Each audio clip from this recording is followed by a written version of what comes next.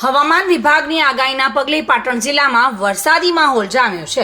પાટણ સિદ્ધપુર તેમજ હારીજમાં ભારે પવન સાથે વરસાદનું આગમન થયું હતું।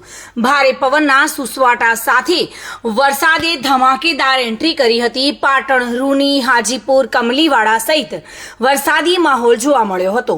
સિદ્ધપુર, નેન્દ્રા, બેલિયા, ખોળી સહિતના પંથકમાં પણ વરસાદનું જોર જોવા મળી રહ્યું છે। હારીજ તાલુકાના સરવાલ, જાશકા, વાઘેલ, જસુ, માઉનમાં પણ વરસાદી માહોલ છવાયો હતો। શંખેશ્વર તાલુકામાં ગાજવીજ સાથે તેમજ ભારે પવન સાથે વરસાદી આગમન થયું હતું। શંખેશ્વર, પાડલા, પચાસર, લોલાડા, નાની ચદુર સહિતના પંથકમાં વરસાદી માહોલ જામ્યો હતો। બપોર બાદ એકાએક વાતાવરણમાં પલટો આવ્યો હતો અને ત્યારબાદ ભારે ઉકળાટ અને ગરમી વચ્ચે મેઘરાજાનું આગમન થયું હતું। તરફ ઠંડક પ્રસરી ગઈ હતી। જો કે હવામાન વિભાગે કરેલી આગાહીના પગલે પાટણ જિલ્લામાં પણ વરસાદી માહોલ જોવા મળ્યો હતો।